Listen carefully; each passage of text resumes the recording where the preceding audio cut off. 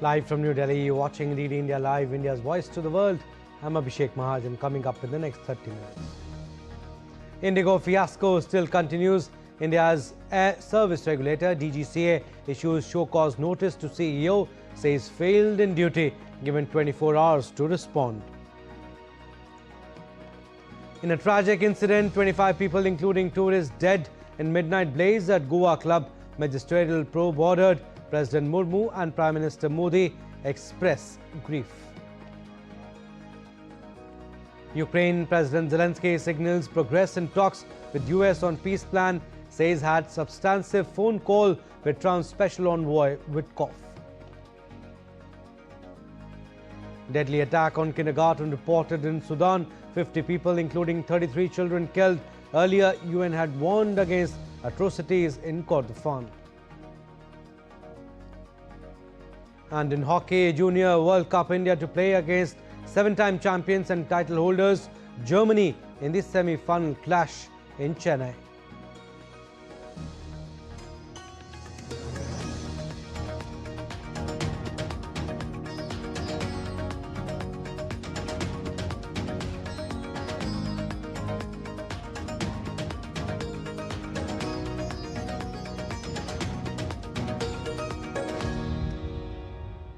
Let's begin with an update on a tragic incident occurred at a nightclub in North Goa, where the death toll has risen to 25. In a fire incident that broke out at a club on late Saturday night, according to the police, fire took place at a nightclub at Baga Beach, one of the most popular beaches in the coastal state. The fire is suspected to have been caused by a cylinder blast around midnight, said police officials. Several fire tenders were rushed to the spot and rescue operations were underway until early Sunday morning. Police said they believe a majority of the dead are staff employed at the club, including some tourists. Goa Chief Minister Pramod Sawant termed the incident a serious setback for the state and said strict action would follow. He also ordered a magisterial inquiry into the incident. Goa के tourism history में पहली बार इस तरह के जो आरपोरा में लगे आग की दुर्घटना बहुत बड़ी दुर्घटना है। 25 लोगों की डेथ इसमें हो गई है। अप्रॉक्सीमेटली रात को 12 बजे ये इंसिडेंस हुआ। मैं खुद घटनास्थल पर रात को 1:30-2 बजे मैं पहुंचा। मैंने जाने के बाद मैंने वहां पे पूरी मेरे साथ में हमारे लोकल एमएलए माइकल लोबो वो भी थे, डीजीपी से लेके बाकी सभी पुलिस अधिकारी, फायर कलेक्टर्स, डेप्यूटी कलेक्टर्स, ये भी लोग वहां पे मौजूद थे। यानी with in half an hour में आग तो बुझाई, लेकिन जिस क्लब में ये आग की दुर्घटना हुई, जो लोग वहां पे थे, कुछ लोग बाहर आ सके, लेकिन बाकी लोगों को बाहर आने के लिए नहीं मिला और यानी सफोकेशन की वजह से यानी उस लोगों की मौत हो गई। अभी प्रिलिमिनरी पता चला है उससे 4 लोग वो टूरिस्ट हैं, बाकी लोग उस क्लब के यानी कर्मचारी थे। मैं उनकी जो मौत हो गई है उनके प्रति मैं दुख व्यक्त करता हूं, उनके फैमिली के प्रति संवेदना व्यक्त करता हूं, उनके आत्मा को शांति मिले और सरकार की तरफ से उनको आर्थिक मदद दी जाएगी।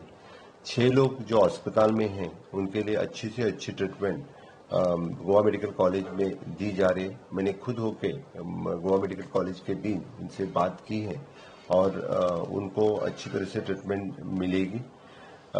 इस पूरे इंसिडेंट की मैजिस्ट्रियल इंक्वायरी हमने बिठाई है, क्योंकि जो प्रेजेंट क्लब था उसके लिए कौन कौन सी परमिशन थी और किसने परमिशन दी थी, उसकी पूरी इंक्वायरी की जाएगी। And President Draupadi Murmu expressed grief over the loss of lives. Sharing a post on X, she wrote, and I quote her here, "Deeply pained by the tragic fire incident in North Goa district resulting in the loss of precious lives, my heartfelt condolences to the bereaved families. May they find strength during this difficult time. I pray for the speedy recovery of those injured." Unquote. Prime Minister Modi also expressed grief over the Goa fire incident. On X, he wrote, and I quote, "The fire mishap in Arpora, Goa is deeply saddening. My thoughts are with all those who have lost their loved ones. May the injured recover at the earliest." Spoke to Goa CM Dr. Pramod Sawant Ji about the situation. The state government is providing all possible assistance to those affected. Unquote. An ex-gratia of rupees 2 lakh from Prime Minister's National Relief Fund to the next of kin of each deceased announced. The injured would be given rupees 50,000.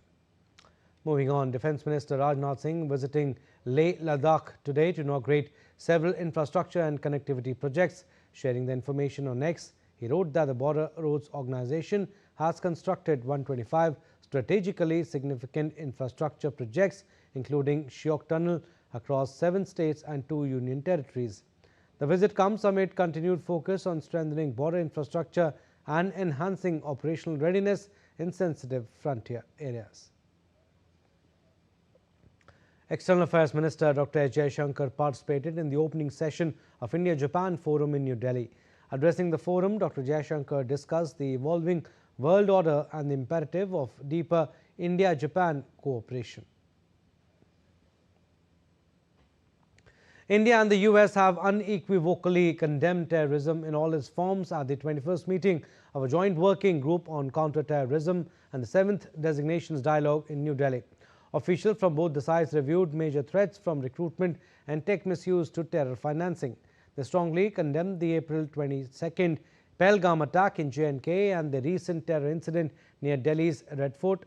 The meeting called for additional UN 1267 designations of ISIS, Al-Qaeda, Lashkar-e-Taiba and Jaish-e-Mohammed.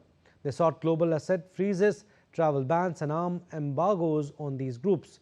Concern was raised over the growing use of UAVs, drones and AI for terrorist activity.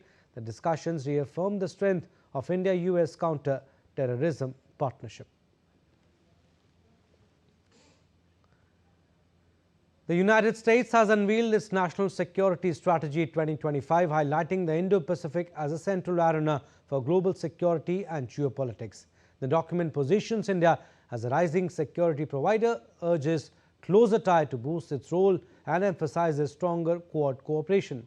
The US strategy takes a sharply critical stance on China and stresses deterrence over Taiwan. The document also warns of challenges in Europe and signals a renewed Monroe Doctrine to reinforce US influence in the West. DD India's Nishchoy Roy reports. The United States laid out its vision for a changing world, one where power is shifting, competition is intensifying, and the Indo-Pacific stands at the heart of global stakes. The White House released its National Security Strategy 2025, calling the Indo-Pacific the world's prime strategic arena.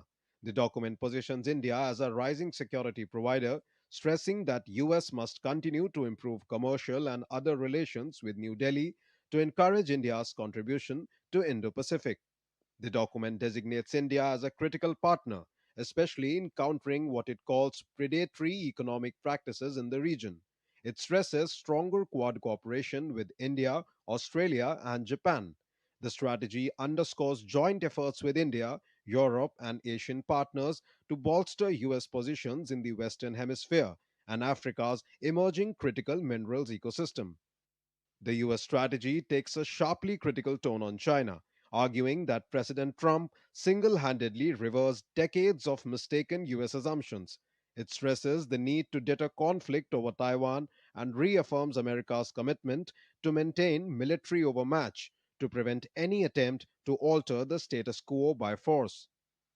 The strategy document warns of civilizational erasure in Europe and urges caution on NATO expansion.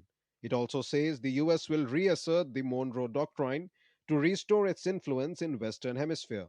Responding to the document's sharper tone, EU Foreign Policy Chief Kaya Kalas told the Doha Forum that US remains Europe's key ally, downplaying concerns over criticism.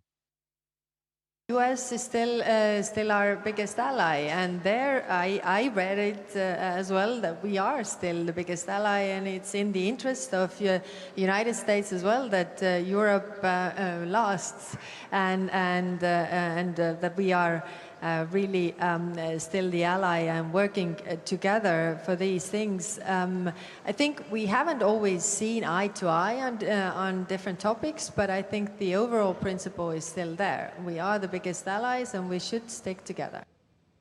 With the Indo-Pacific set to shape the 21st century, the strategy calls it a key economic and geopolitical battleground.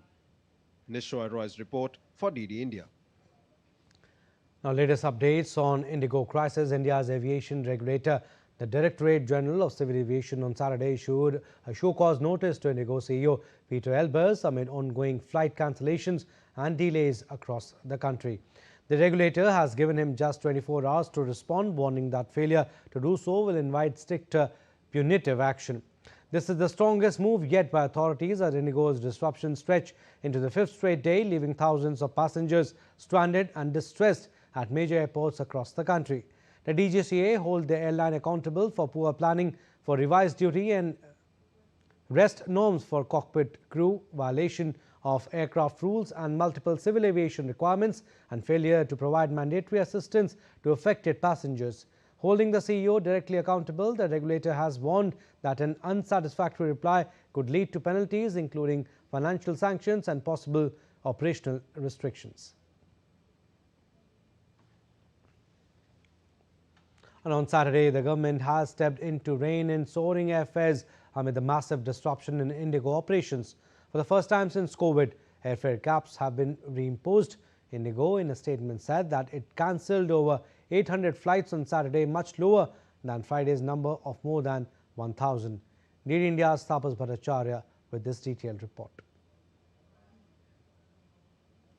Taking a serious view of unusually high airfares being charged during the ongoing Indigo crisis, Ministry of Civil Aviation has invoked its regulatory powers to cap ticket prices across the affected routes.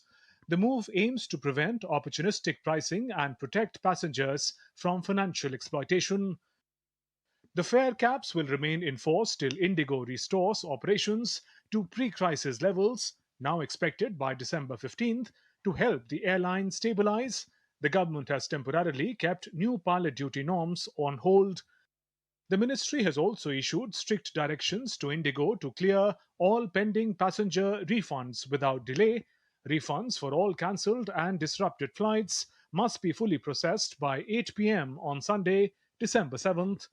Airlines have also been told not to charge any rescheduling fees. Any delay or violation will invite immediate regulatory action. Dedicated passenger support and refund facilitation cells are being set up. Indigo has also been directed to trace and deliver any separated baggage to passengers within the next 48 hours. As a result, normalcy has now begun to be restored at various airports, including at airports in Jaipur, Pune, Chennai, Delhi, Coimbatore, Varanasi, Birsa Munda Airport in Ranchi, among others. Additional counters of Indigo were made operational to expedite rescheduling and cancellation for passengers at Ranchi Airport. Later in the evening, Indigo, in a statement, said it is working to bring its operations back on track across the network. Besides, airlines also added that it is addressing all customer refunds on priority. The airline said the number of cancellations has dropped to below 850 flights, lower than on Friday. Indigo, which operates around 2,200 flights daily, cancelled more than 1,000 flights on Friday. To manage the surge of stranded passengers, South Central Railway has announced 4 special trains. The Aviation Ministry says it remains in constant coordination with all stakeholders to ensure passenger safety, support, and convenience during this disruption. Taposh Bhattacharya's report for DD India. And aiming to shield passengers from sudden price spikes triggered by automated revenue management systems, Air India on Saturday clarified that they have proactively capped economy class fares on all non-stop domestic flights starting 4 December. The airline clarified that some expensive multi-stop or mixed-class fares seen on third-party platforms cannot be fully controlled, but it is working with these platforms to address the issue. The clarification comes after screenshots of unusually high fares for one-stop or two-stop itineraries circulated widely on social media. The carriers said such higher fares often involve connecting flights or mixed cabin combinations, including premium economy or business, which fall outside the purview of fare caps. Air India and Air India Express are seeking to add capacity to help travellers and the baggage reach their destinations as quickly as possible. Moving on, Namo Ghat has now become a a new attraction for visitors in Kashi. The Kashi Tamil Sangamam has been organized at the Ghat. Various stalls have been set up and artists from both Kashi and Tamil Nadu are presenting cultural performances at the Kashi Tamil Sangamam.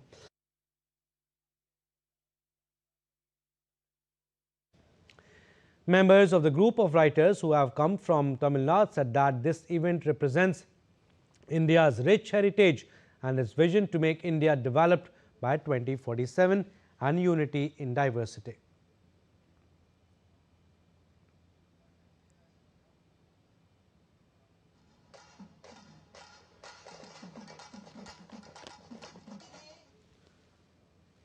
Students from Varanasi learning their first words in Tamil, opening a warm doorway, discovering the beauty and warmth of Tamil language. As these students take their first steps in Tamil, they also begin a journey of discovery that celebrates the beauty and diversity of India's linguistic heritage.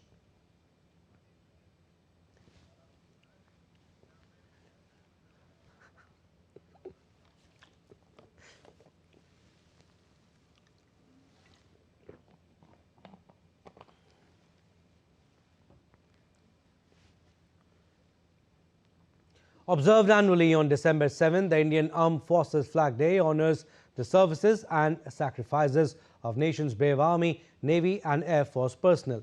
The day marks the country's gratitude towards our courageous soldiers who protect the motherland from all kinds of threats and ensure peace within its territory.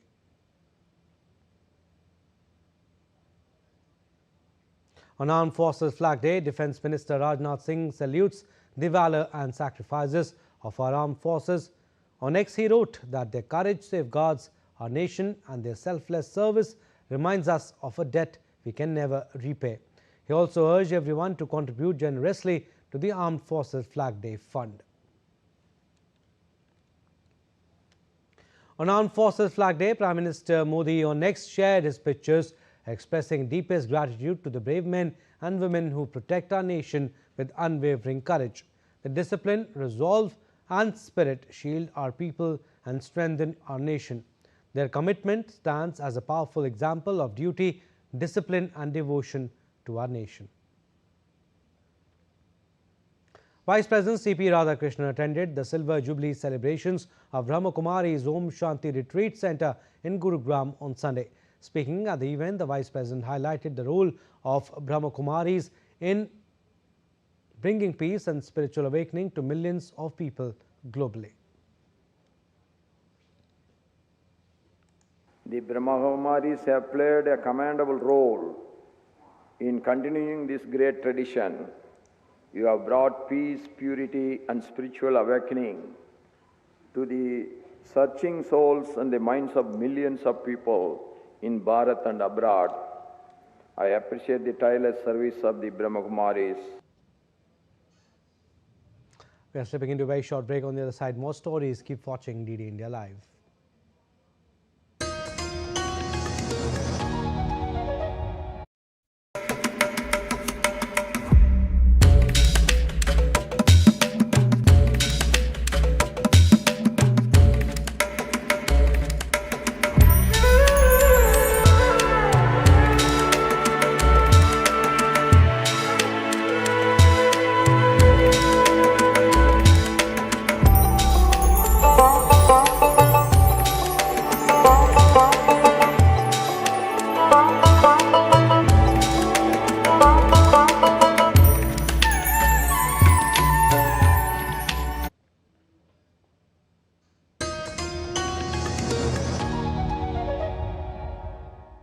Welcome back. You're watching DD India Live. I'm Abhishek Maharaj and some more stories. 3 days of talks between Ukrainian and US officials produced no apparent breakthrough on Saturday, with President Volodymyr Zelenskyy committing to further negotiations towards real peace.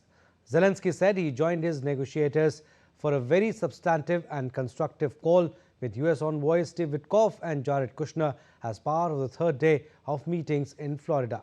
In a post on X, Zelenskyy said Ukraine is determined to keep working in good faith with the American side to genuinely achieve peace. We agreed on the next steps and formats for talks with the United States. Witkoff and Kushner held 2 days of talks with Ukraine's senior negotiator Rustem Umerov in Miami this week, which both sides called constructive discussions on advancing a credible pathway towards a durable and just peace in Ukraine. Witkoff is also expected to brief Umerov on his meeting in Moscow this week with Russian President Vladimir Putin. A drone attack by the Sudanese paramilitary forces hit a kindergarten in south-central Sudan, killing 50 people, including 33 children. UN had warned against atrocities in Kordofan. Paramedics on the scene in the town of Kalogi in South Kordofan state were targeted in a second unexpected attack, Sudan Doctors Network said in a statement.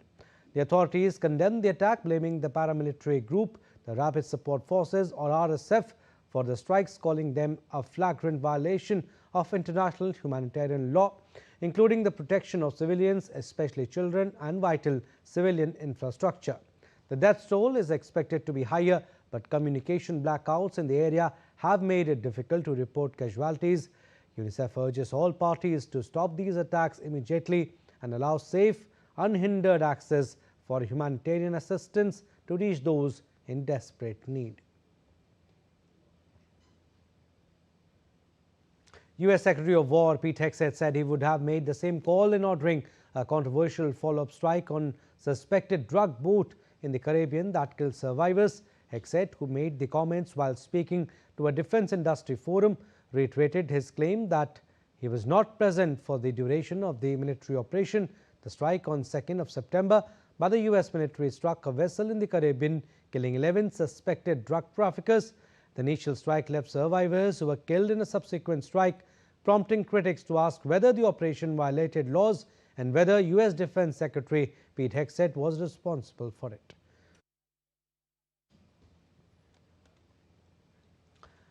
The Election Commission of Nepal has issued 20-point directive to the political parties in view of the election to the House of Representatives member scheduled for 5th of March 2026. Likewise, the EC has set the date of the National Assembly election for coming December 26. All political parties registered with ECN as per the Political Party Act 2073 are issued necessary directives to maintain good governance. In order to ensure inclusive proportional representation in the election system, each political party has to guarantee representation of women candidates in a way that 1/3 representation and nominate candidates to ensure gender and inclusive representation in first-past-the-post election. The political parties should also ensure participation of women inclusive groups and target sections at the programs, including training, workshop, seminar, discussion and interaction. The 16 Days of Activism is a global annual campaign held from 25th November to 10th December dedicated to raising awareness about gender-based violence and pushing for its eradication. It brings together government, civil society and ordinary people to take a stand against violence. In South Africa, gender-based violence and femicide has been declared a national disaster. DD India's Nazneen Ismail reports for more. South Africa is well into the 2025 16 Days of Activism, a United Nations campaign running until the 10th of December. This year's observance carries a new urgency after South Africa used the G20 summit to declare gender-based violence and femicide as a national disaster. A few days ago, we actually classified gender-based violence and femicide as a disaster. It's a national disaster that should make all the men in our country drop our heads in shame, drop our heads in sorrow.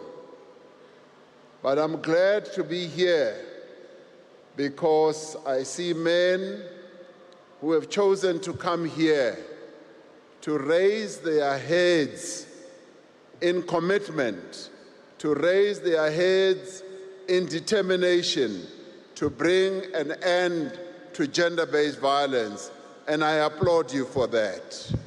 The global theme, Unite, Invest to Prevent Violence Against Women and Girls, calls for stronger investment in prevention, protection, and survivor-centered support. South Africa's theme, Let's Simmer, men, women, boys and girls working together, reinforces collective action with a major focus this year on combating digital gender-based violence and femicide, including cyberbullying, online harassment, and harmful content targeting women and girls. Government, civil society, and the private sector continue to host marches, dialogues, and community outreach programs as part of the global Orange the World movement, which symbolizes hope and a future free from violence. This year marks the 27th anniversary of the campaign, which continues to shed light on the deep social, psychological, and economic scars left by gender-based violence and femicide. Government is continuing to roll out the Emergency Response Action Plan, first announced in 2019 as part of its broader 365 Days of Activism program. It's not a 16-day campaign, it's a 365-day campaign.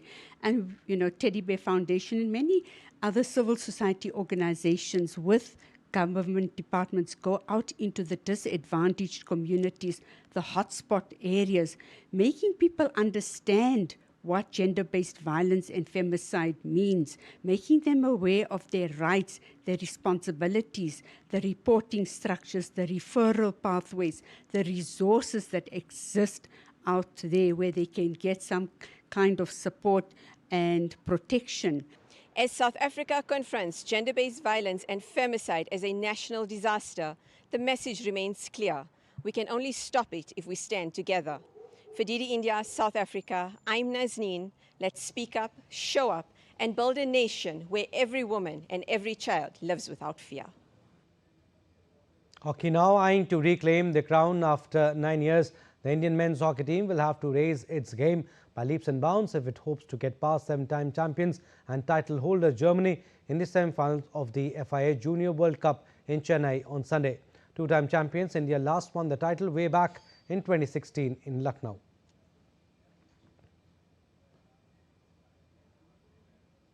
And that's all we have in this edition of DD India Live. But do let us know your thoughts on the news of the day. For those on the go, you can get all the latest news and updates from India and across the world on DD India mobile app. The app is available on both Android and iOS platforms. Scan the QR code on the screen to download now. We'll be back with more news as it breaks here on DD India. I'm Abhishek Mahajan. From all of us here in Delhi, thanks for watching DD India Live.